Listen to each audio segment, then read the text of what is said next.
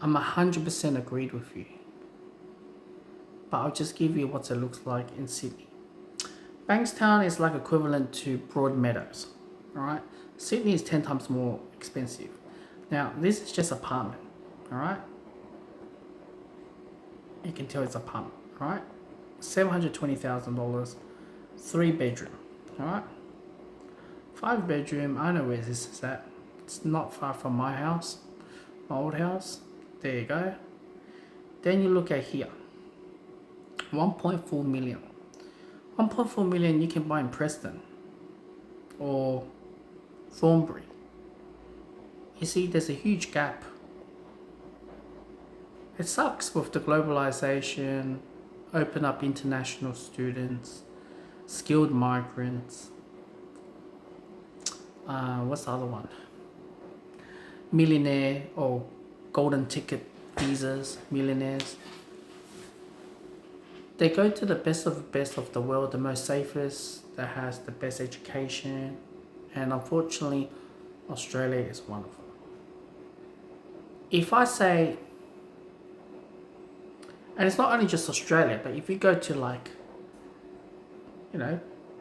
Vietnam, CBD, like the big cities, they cost a fortune, just those apartments.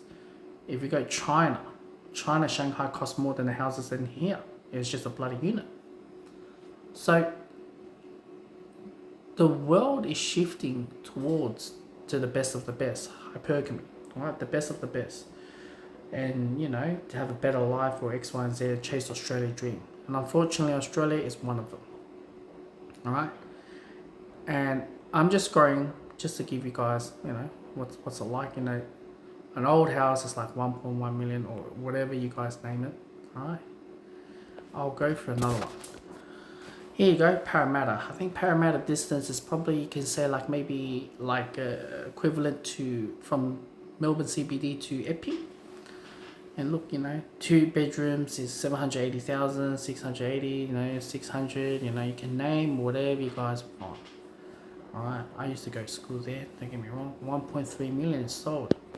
And guess what? It's not a unit. It's not a unit, it's a bloody apartment. See? It's a bloody apartment. 1.3 million.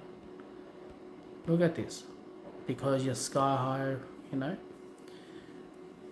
And obviously the reason why about this suburb is, it's a business hub. That's why I can say second city. Yeah.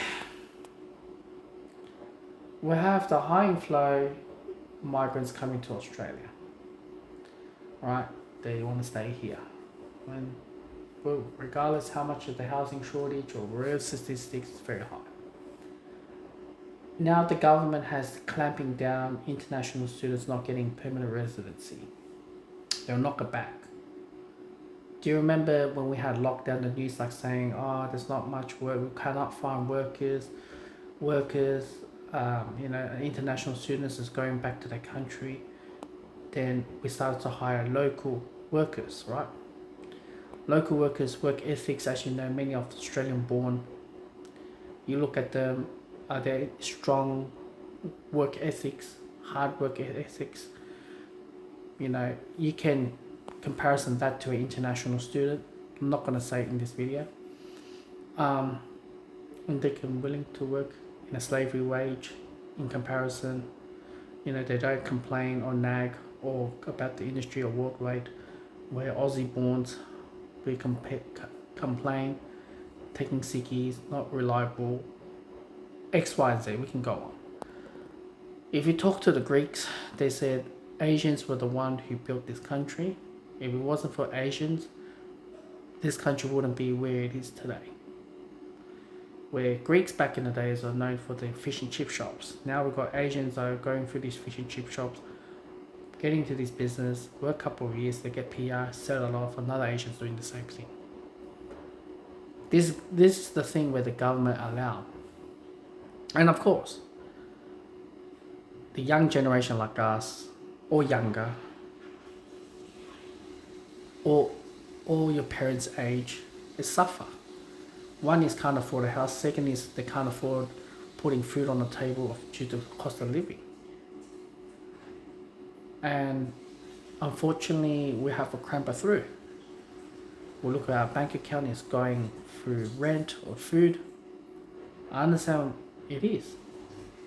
And this way it push people to do hustling, flipping houses or Airbnb. And that's the way how it is.